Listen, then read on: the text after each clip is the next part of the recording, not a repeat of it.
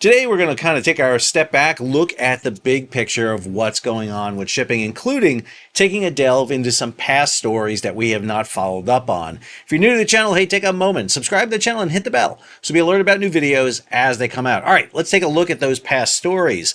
So making the news this week, the motor vessel Dali. You may remember back in March of 2024 when the Dali took out the Francis Scott Key Bridge, killed 6 bridge workers up on the structure. Well, we've got a follow-on report to this. Now, we've covered this in a lot of detail.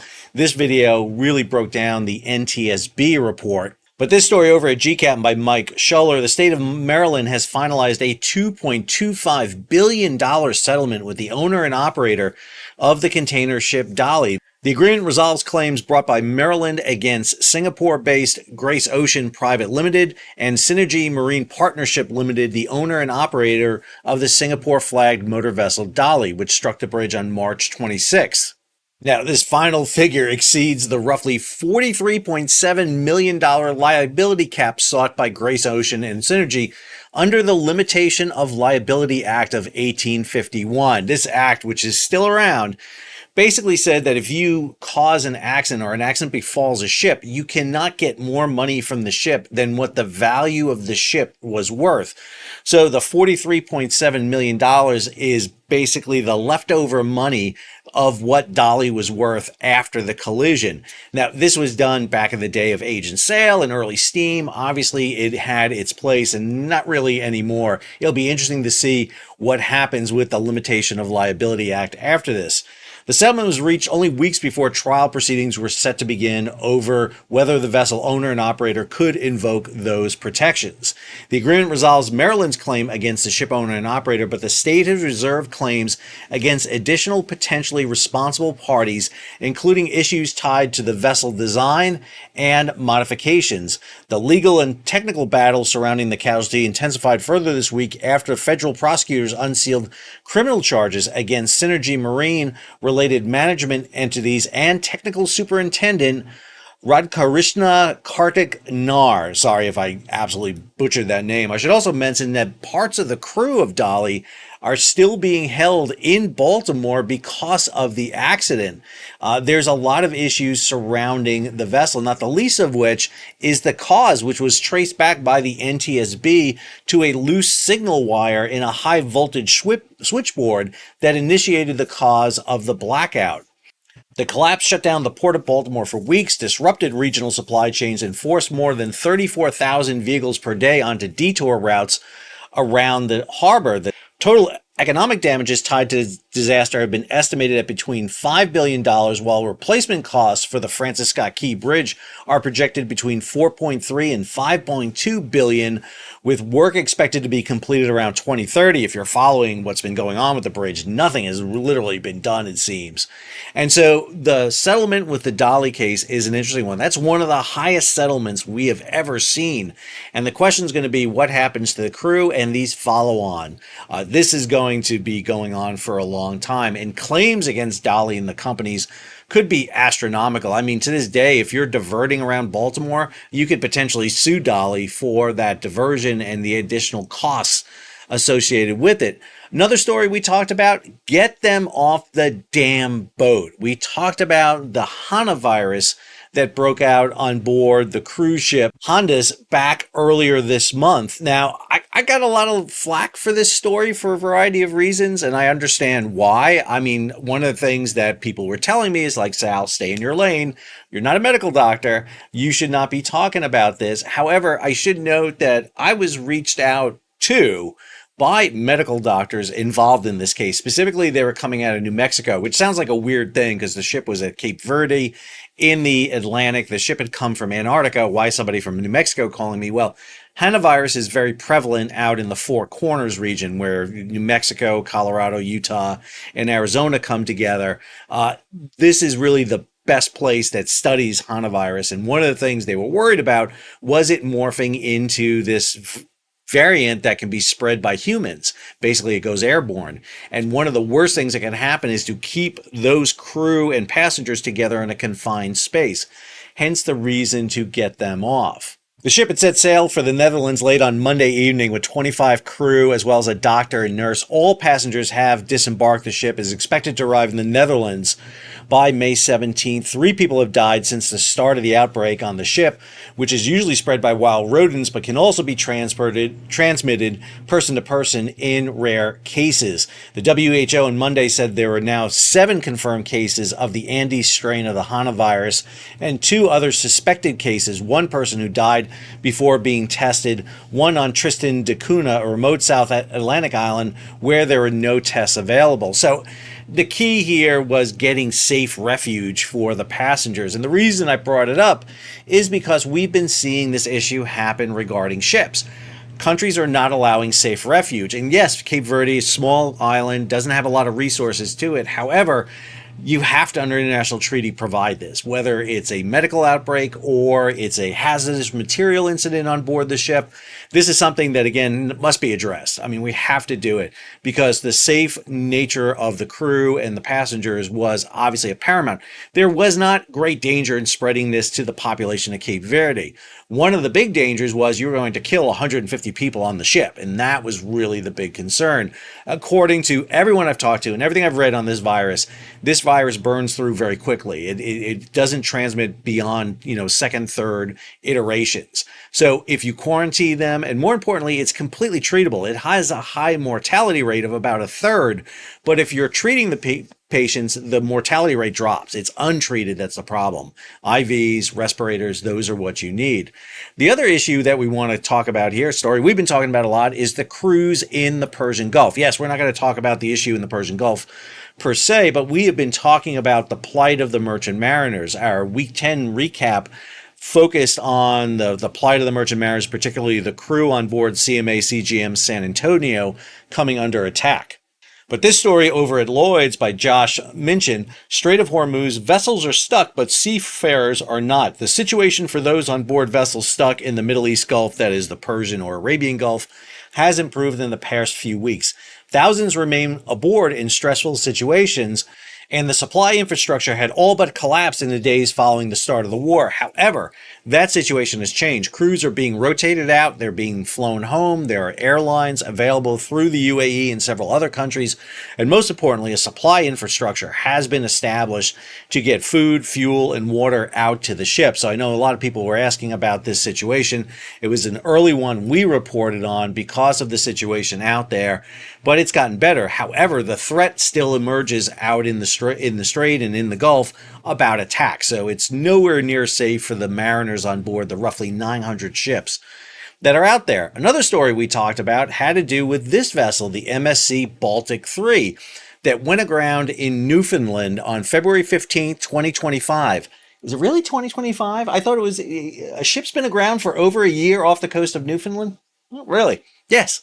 Been aground for over a year. It's going to be aground for probably 2 years. That's how bad this situation is. But let's talk for a minute about the absolute cojones on board the crew, on board the Canadian Air Force Cormorant that did that rescue at the time. Both men and women, fantastic operation by them.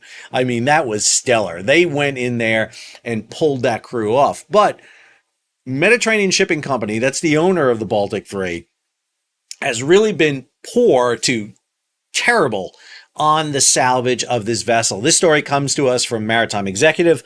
The removal phase of the salvage operation for the wrecked container ship, with the goal of clearing as much as possible this season, but possibly not finishing until 2027. In a briefing hosted by the Canadian Coast Guard on May 4th, they reviewed the plan that had been presented for the removal of the vessel. MSC Mediterranean Shipping Company and its insurers ran a tender and selected Resolve Marine for the second phase of the process after T&T Salvage oversaw the removal of the fuel and cargo. The new contract was awarded on April 7th, and as of May 1, Resolve Marine has begun overseeing the caretaking and monitoring operation. It reports it is working with T&T and already has the first of its crew on site. I will say this, I know people at Resolve Marine. They are a top-notch salvage operation. They are the ones who did the salvage of Dali in Baltimore, particularly regarding the bridge removal and aspects of on board the ship. They have done high stake operations in the past. I think they are the right group to get in here. I just hate it's taken this long to get Resolve Marine on here. This has been an ongoing process. You cannot allow the ship to remain this long. The ship's breaking apart. I mean, there's no way to float it off. So they're going to literally have to break the ship into pieces and remove it from the area. It's just a terrible position for Newfoundland to find themselves in. Then we have the story of the Arctic Medigats. This is the LNG carrier that was attacked in the Mediterranean, we believe, by uncrewed surface vessels hit on the port and starboard side. This vessel was probably subjected to attack by Ukrainians in the region. We don't have solid evidence of that, but more than likely that is what happened. You can see the blowout on the port side of the vessel here from early on. The ship has become a hot potato between Libya and Malta in the Mediterranean. Now, the ship is now anchored off Libya's eastern coast, potentially ending a 2-month drift across the central Mediterranean. Satellite imagery and maritime tracking shows the tanker holding position about 18 nautical miles north-northeast of Benghazi. The development follows a chaotic period since early March when the vessel was reportedly hit by a Ukrainian sea drone while transiting about 150 nautical miles southeast of Malta. The blast forced the crew to abandon ship and leave the vessel adrift with a cargo of liquefied natural gas and fuel on board. The vessel was temporarily abandoned during these operations according to a notice set out on April 23rd, but by April 28th, a Libyan harbor tug had managed to anchor the vessel offshore, according to sources familiar with the operation. Sentinel-1 satellite images from April 3rd confirmed the tanker's position. Now, while most of the gas on board has probably leaked off, there are still significant questions remaining over the vessel's condition.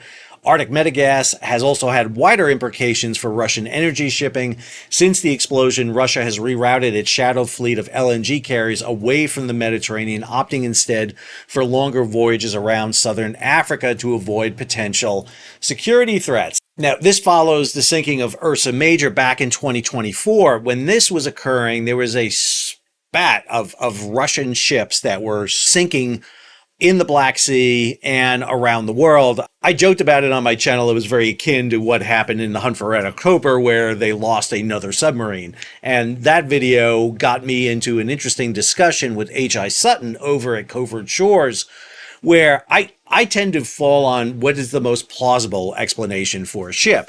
And Russian ships have notoriously bad maintenance, bad operations, and so I put that akin to probably an engine room problem, an engine room disaster that resulted in the engine room flooding, an explosion in the engine room that eventually leads to the loss of the ship. Well, news story comes out, this is from AP, that the Russian ship that sank near Spain in 2024 may have carried nuclear reactor parts, but more importantly, it may have been a target attack. Again, we have that Arctic Medegas being hit by an unmanned surface vessel in 2025. Could that have been a target for the Ursa Major? Potentially. It could have been struck by an unmanned surface vessel. I don't think it was torpedoed. I think if you torpedo a ship, the damage is much different than what you see on Ursa Major. I'm not sold on this either right now. I think there's too many questions out there. The ship we know was carrying the covers for nuclear reactors. We thought they were carrying the covers for nuclear icebreakers being built in Vladivostok, but now rumors are that those nuclear power plants that could have been on board the vessel were being carried for North Korean submarines. You would not transport those by rail. They're too heavy, so you put them on a ship, and Ursa Major is a big heavy lift vessel, a perfect vessel to do this style of operation. So a lot of updates right off the bat there on past stories we have looked at. Let's go ahead and go to our second story. So let's talk about one of our favorite topics on this channel, containers. Containers move the bulk of the world's goods in terms of manufactured, finished products, along with some raw material around it. And we move a buttload of containers around the planet, over 100 million every year. And the container sector has always been a very volatile one, as we have followed on this channel. One of the big stories we looked at historically here was the global supply chain crisis. Well, this story by Mike Schuller over at GCaptain. Global container spot rates posted their sharpest weekly gain in months as carriers pushed through emergency surcharges and capacity cuts amid rising geopolitical disruptions and signs of an early start to the peak shipping season. So let's take you over to that Drewry World Container Index. Now, this is not a rate that you pay to move containers. It's just a composite of all the rates around the world. You see this big spike back in mid 2025 that had to do with tariffs, and then the repeal of the tariffs, and all of a sudden we saw a huge spike happen in terms of shipping. What we're seeing right now is this huge uptick right here. So if you go back to April of 2026, we're looking at about $2,200 as part of the WCI composite.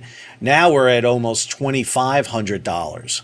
If we look at it broken down from Shanghai to four major ports, Rotterdam, Genoa, Los Angeles, and New York, you can see that same upward tick. We see the Rotterdam kicking up. We see the Los Angeles kicking up.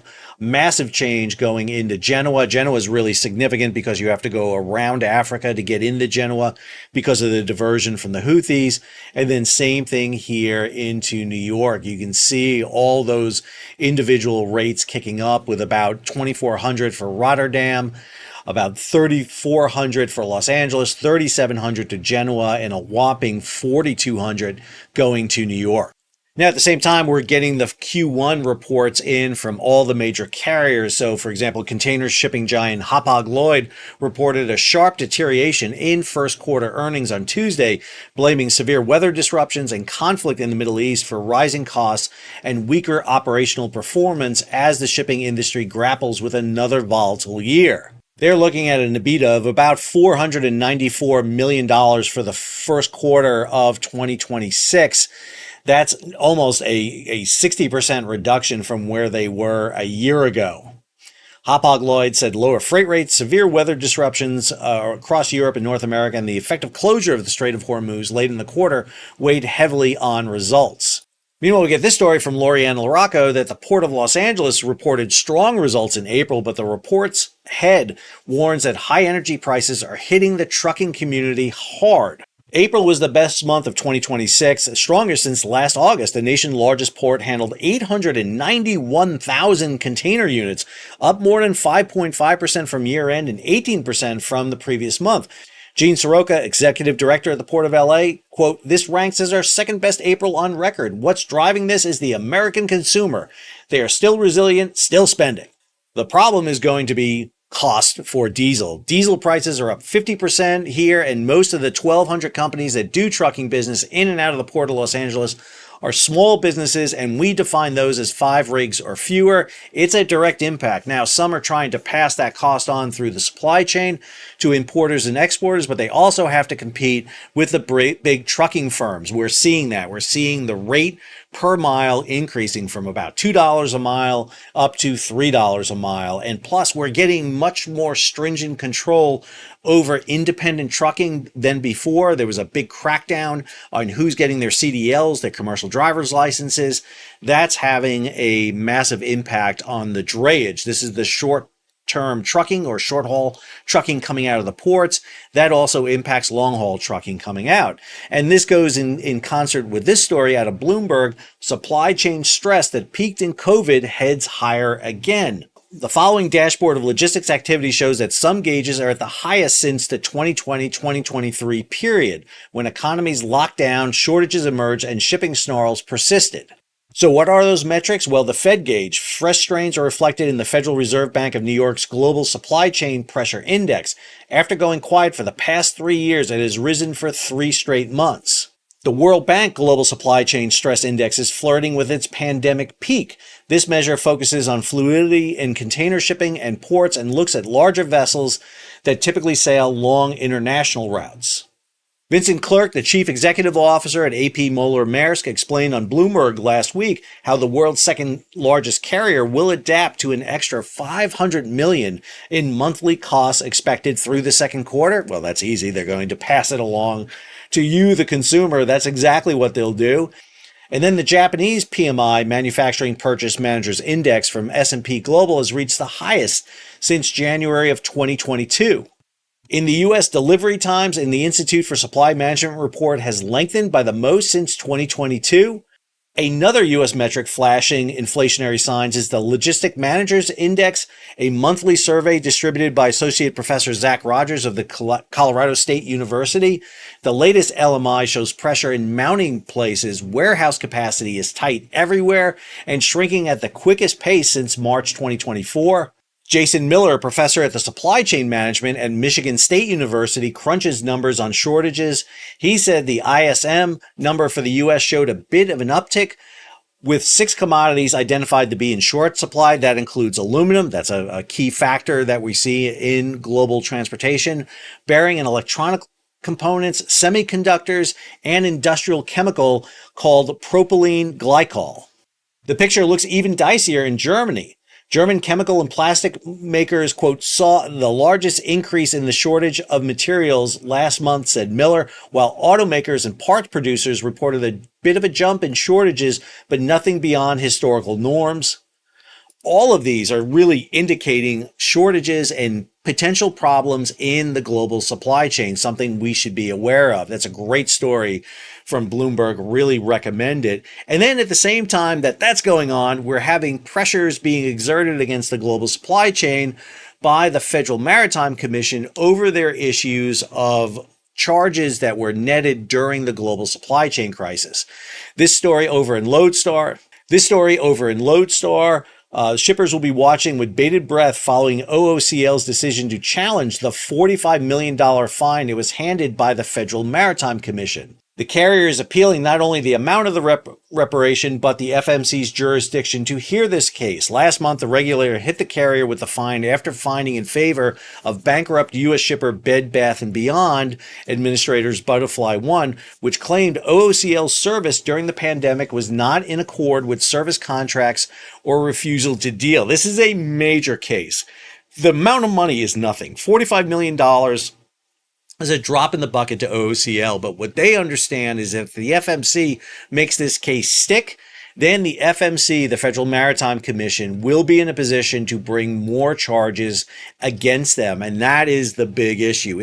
If the FMC has the ability to level these charges and to get restitution for the charges leveled against the carriers, in this case OOCL, and more importantly the shipper, Bed Bath & Beyond, then all the surcharges that are getting ready to be incurred right now due to elongated travel rights because of increased fuel costs, that is an issue that they see as a problem. And therefore, this $45 million challenge is a big one. And I'm looking at it with bated breath to see what happens. And that goes hand in hand with that first story about the rise in the Drury Index. If the carriers, the big ocean carriers, can put on these surcharges and charge these rates without any sort of, check and balance, that is the problem. If Laura DiBello, the new chairperson of the FMC, can lead her agency to provide a check against the carriers, and remember, the U.S. is the largest importer in the world, then the companies will have to rethink about how they go about weighing these surcharges and how they make up the additional costs that are being leveled upon them. Remember, the carriers were screaming at the beginning of 2026 that this is going to be an awful year, that we're expecting the lowest profits ever, yet I'm going to wait and see what the Q2 numbers come in, because while Q1 was low, now all of a sudden, because of Hormuz, expect to see those numbers jump back up again. What we've seen since the global supply chain crisis is how the ocean carriers can make profits, unlike they've been able to do in the decade before. All right, let's go ahead to story number 3. For our third story, the U.S. Navy has unveiled a $65.8 billion shipbuilding push to launch President Trump's Golden Fleet. Now, this is part of what's called the 30-year shipbuilding plan. The Navy issues this every year. They're required by Congress to do it. This year, they kind of jazzed it up a bit. I will give them this. It looks a lot nicer than it typically does. I don't think this is a new shipbuilding plan. I think it's just a 30-year plan repackaged. But there's a couple of key things in this shipbuilding plan. This is what the Navy calls the FIDIP. This is the 5-year, basically, shipbuilding plan. And what you see here is the allocation of money in millions of dollars. This is a buttload of money here. This is a grand total over 5 years of $268,071,000,000. So we're talking about a lot of money. So what are the big kind of cost items that are in here? Well, a authorization for a new nuclear aircraft carrier in FY 2029. The first of the Trump class battleships. We just did a video of Zach Cooper and John Conrad debating the battleship. And what you're seeing in the fit up here is in 2028. $17 billion authorized for the first battleship, with two others authorized, one in 2030 and another in 2031. We're still building Arleigh Burkes. I mean, we're going to be building Burkes until the end of the world, I think. I'm seriously, I've seen so many jokes about this. It's crazy, but 7 Arleigh Burke class destroyers. One of the things that's really important to note is that this plan also includes the first retirement of the Arleigh Burkes. And this is really important because we are not going to be building Burkes fast enough to replace the ones that retire. We're going to see the overall number of destroyers go down, because there was a point when we were building 3 a year, and we're never going to get back to that. You also see the first frigate in here, or FFX, one in 2027, and then 3 more throughout the program. More Virginia-class submarines, 2 per year for a total of 10. Some District of Columbia-class boomers. These are the big ballistic missile submarines, 1 each year for a total of 5.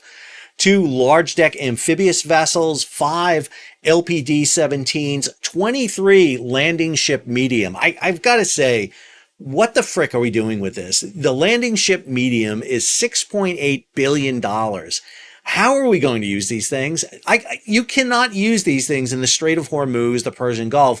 And yet, for some reason, we think we're going to be able to operate these things in the first island chain with China.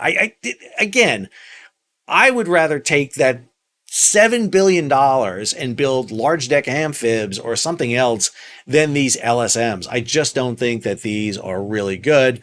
We see 7 fleet oilers in there, the first of the smaller next generation logistics ships, 5 what are called Tagos boats. These are sonar surveillance vessels, and 2 desperately needed submarine tenders are in this authorization. So that is the major combatant vessels that you see in the authorization. Now, one of the things that I thought that the shipbuilding plan lacked was a commercial version to come out at the same time. I would have loved for the U.S. Navy and the Maritime Administration to release their commercial shipbuilding plans along with the Navy's shipbuilding plans. I think that would have been perfect. That would have been a great coordination. We didn't get that. But we did get some kind of commercial shipbuilding in the U.S. Navy shipbuilding plan. You'll see here the construction of 2 oceanographic survey ships. You see the construction for 2 replacement hospital ships. Listen, I love the hospital ships. The USNS Comfort will always have a special place in my heart. I sailed on that ship. I met my wife on that ship. I love that ship to death. But good God, that ship is old. It really needs to be replaced along with Mercy. We see the purchase of used roll-on, roll-off ships for strategic sea lift. I think the $260 million in there could be used for better things than building or buying used ships. I really do. I vehemently disagree with this right now. I don't think that's what they need to be doing. Plus, there's another $100 million to convert. I mean, that's $360 million to convert these ships. I mean, that gets you 2 ships. I would much rather be investing in ship construction, which they have there. 5 new construction sea lift vessels, $2.2 billion for that. I should note, back in the 1990s, we got 20 sea lift vessels, 15 new builds, 5 conversions for $6 billion. I don't like building ships to go into the reserve fleet. I don't like buying ships that just sit and rust. I would rather be building ships that we can use actively. And I think a repurposing of that money should be discussed. And then you see a really interesting one here. $2.2 billion for 5 console tankers. This should be the build and charter. That's the model we want. Build these ships to go out there. We're seeing right now the demonstration of how we need sea lift vessels to support the Navy in the Indian Ocean. Did a whole video on logistics. And a key thing here is what we call consolidation tankers. That to me is really, really important. And so we get some sea lift in this building program, but nowhere near enough. At the same time, we get this story over at GCAP, Mike Schuller. The U.S. Coast Guard's ambitious Arctic fleet expansion took another major step forward Wednesday as Davy Defense announced it has finalized a $3.5 billion contract to build 5 new Arctic defense security cutters with construction split between Finland and Texas. Finland is an acknowledged builder of icebreakers. Helsinki shipyard in Finland is a key one. The new Gulf Copper facility in Galveston and Port Arthur is a great team up. Start building them in Finland, morph over to the United States, start building them. This is all part of a plan to build eventually 11 Arctic security cutters for the U.S. Coast Guard to get them back up into the Arctic, to get down in the Antarctic, which I think is key. This is, again, a good element for it. And then the last one, which came out last month, but it's being developed even more, is the idea of nuclear-powered commercial shipping. On Thursday, Transportation Secretary Sean Duffy and the U.S. Maritime Administration launched a new initiative aimed at developing small modular reactors for commercial vessels. Now, this is a big upfront cost. This is going to be expensive as crap to do this. However, in the long term, if you put a small modular nuclear reactor, this is not a nuclear plant in a Virginia-class submarine or even in a Ford-class aircraft carrier. This is a much smaller reactor. It does not involve the size of crew that you need to maintain a nuclear reactor on a combatant vessel. This is different. If we can develop this over the course of its lifespan, 15, 20, 25 years, you save money because you're not fueling. You don't have the carbon emissions. And most importantly, we developed the program here in the United States to train those engineers, to put them on the ships, and to recycle them at the end. I think this is really a big thing. We have to start thinking about replacing commercial ships in the U.S. service, particularly those ships in the coastal trade, the Jones Act tankers that I talk about a lot. Why not put modular nuclear reactors on them? Put them on the Jones Act tankers. Those ships then are operating in the coastwise of the United States. You don't have to worry about getting permission to dock them in foreign countries. More importantly, those ships generate power. When they come into port, they can plug into shore power, not to pull power from shore, but to actually pump power into the grid. They provide emergency power for communities. I think this is actually a area that the U.S. needs to think about much more. And again, I think as President Trump arrives in China to meet with Chairman Xi, this is a key thing because we're already seeing calls by bipartisan groups for President Trump to prioritize American shipbuilding and avoid concessions to China during this upcoming session. Both Republican and Democrats are talking about this. The Trump administration has mixed messages on shipbuilding. They talk about shipbuilding being a priority, yet at the same time, they've just issued a 90-day waiver on the Jones Act, extending a previous 60-day waiver. They say buy American, yet here we have foreign ships coming into the U.S. coastwise to do it. And I'm not saying we shouldn't wave ships in during this emergency, because there is issues about this. But a lot of the emergency is being driven not by the closure of the Strait of Hormuz. It's being driven by things like California closing refineries and cutting over 10% of their refining capacity. It's being caused by fuel speculators offloading gas, diesel, and jet fuel out of the United States overseas to find a higher price point than within the United States. There's a lot of issues at play here. And I think that the call for President Trump to be strong on this issue, remember, one of the reasons for U.S. shipbuilding renaissance is because China has so dominated the market. And the reason Korea and Japan are interested in building U.S. ships in their port is because they're getting hurt more so than the United States by Chinese shipbuilding. All right, let's go ahead and head to our next story. So the next story deals with the Arctic, and one of them is really disturbing for me because I just recently did a cruise up to Alaska. So this story by Mike Schuller over at G-Captain, a massive landslide in Alaska's Tracy Arm Fjord triggered one of the tallest tsunamis ever recorded, sending water 481 meters, about 1,578 feet, up to the opposite wall of the fjord in what scientists are calling a climate-linked near miss for the cruise tourism. Now, in this August 10th, 2025 event, the landslide generated an initial 100-meter breaking wave traveling more than 70 meters per second, followed by a mega tsunami that stripped vegetation from the steep fjord walls. No one was killed or injured, but scientists said this was largely a matter of timing, with the landslide striking in the early morning hours when no cruise ship or large number of visitors were in the immediate area. What the frick?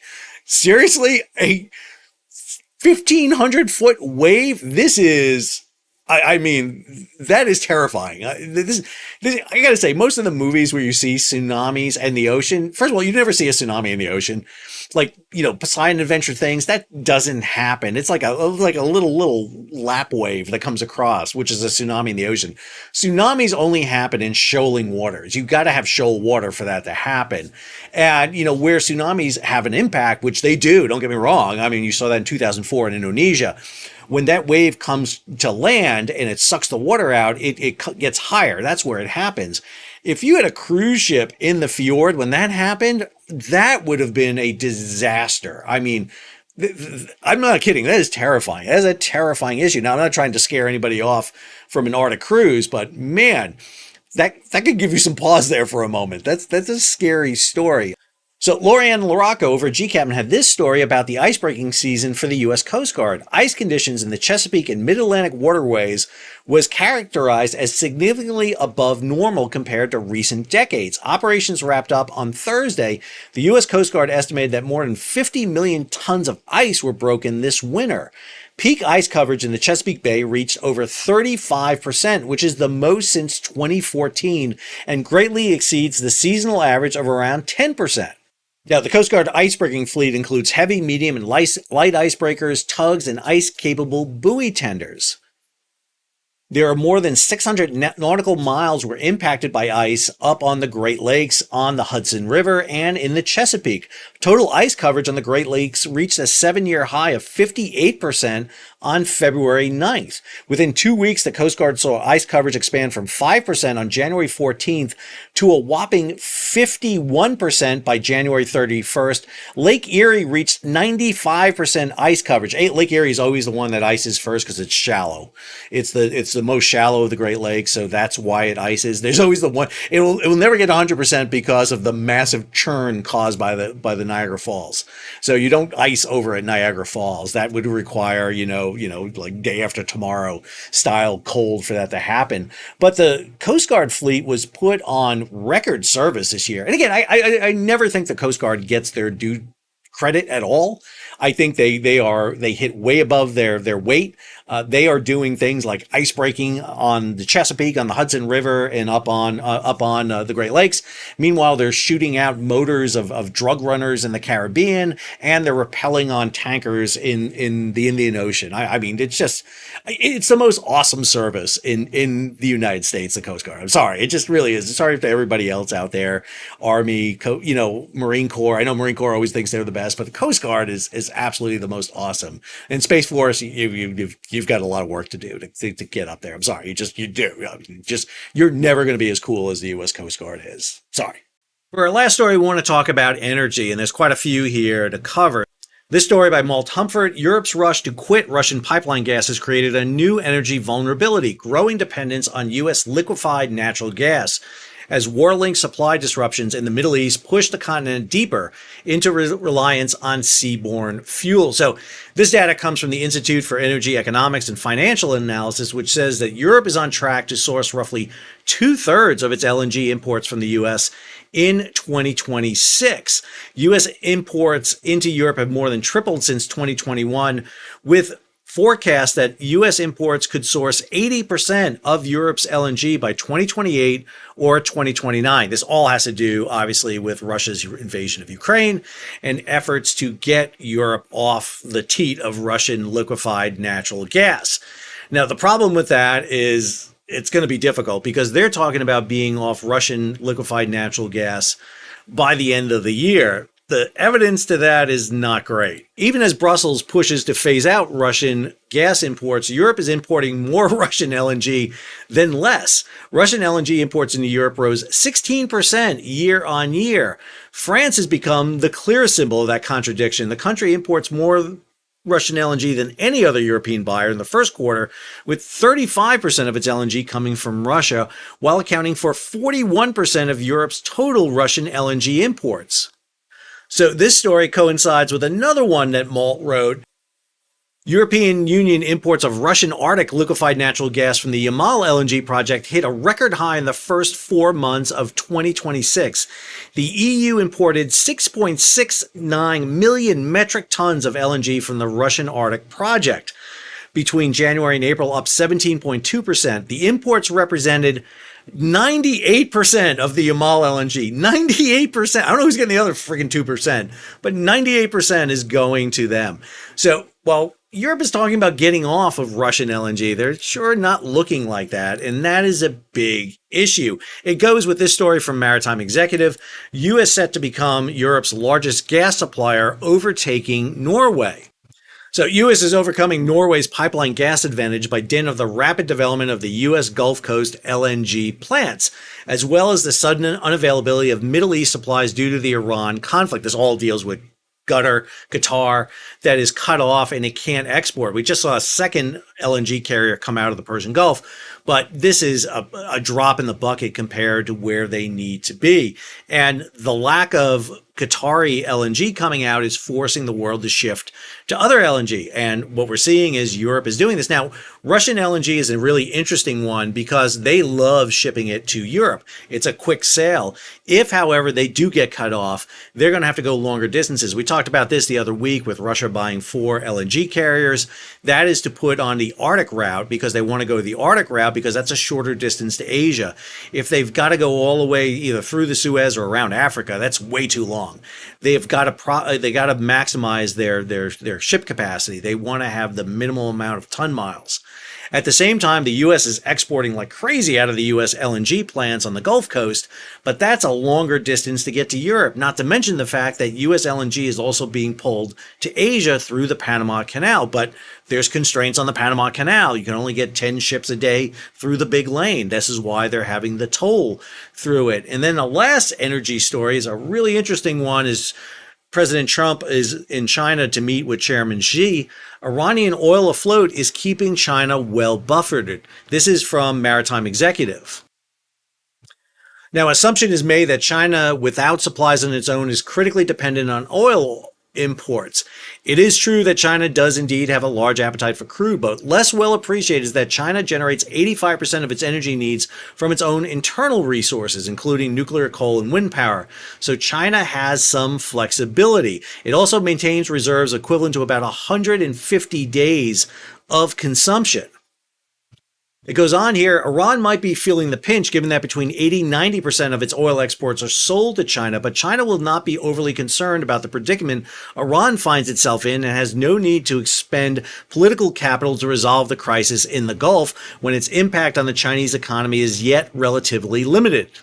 The general analysis of the situation has been given an interesting twist by research conducted by Muyu Zhu, a senior crude oil analyst at Kepler. Her research has found that oil exports to China from Iran have indeed dropped from 1.71 million barrels per day in March to 1.16 million barrels per day. But as yet, the deficit is not being drawn instead from the 155 million barrels of Iranian crude held afloat outside the Gulf. Chinese importers are either needing less or getting extra stock from Chinese reserves. Hence, the 155 million barrels of Iranian crude held afloat is still largely intact as a buffer, meaning that China is not feeling this pinch very hard. They've just gotten their second tanker out of the Persian Gulf, yet at the same time, a Chinese ship was seized by the Islamic Revolutionary Guard Corps. This is a security vessel, a vessel that ships meet to load a security detachment with weapons on board. So not exactly clear why that's happening. That's a developing story right now, but we'll follow up with that. So 5 stories across the board there, a big recap. There was a lot of stories I've been meaning to get to, and I apologize for not being able to get them. This episode meant to cover a lot of areas that we have not been able to cover because of Hormuz. We talk about global shipping. I know it's not just what's going on in the Strait of Hormuz channel, but I wanted to be sure to cover that. Obviously, so much going on with containers, with energy, with the Arctic, with U.S. shipbuilding and shipbuilding globally. We will try to do our best to cover more of it. And I say we, it's me. It's just me. I'm a one-person show here, so I will do my best to get you more coverage coverage of topics. Heading into the summer here, done at Campbell University for the year. Grades are in, graduation is done. Looking forward to the summer. Got some trips coming up this summer, but we're going to keep coming at you with what's going on with shipping. And if you can, hey, support the page. How do you do that? Well, number one, subscribe to the channel. Hit that subscription button. Trying to get over 700,000 subscribers. Almost there. It's a big hurdle for us to go through. I didn't think we would get 7,000 subscribers. It's crazy that we're at 700,000. But please subscribe. Hit the bell so you'll be alerted about new videos as they come in. Share it across social media. Share it across to your neighbors. Hey, there's a great channel about shipping. You should go watch it. Please share it. I am on all the social media platforms. We're obviously on YouTube, but we're also on Blue Sky. We're on Twitter. We're on Facebook. We're on LinkedIn. We're on all those platforms for you. If you can, give it a big thumbs up. You can support the page by hitting the super thanks button down below. That contributes directly to the page. I got to pay for subscriptions to a lot of these news sites, and it just helps me offset the cost for the channel. And of course, if you can, go over to Patreon, become a monthly, yearly subscriber. I appreciate the patrons who support us. It has grown over the years. I'm hoping this summer to do some retooling, get this channel into a way that I feel is being more supportive to those who view it on a consistent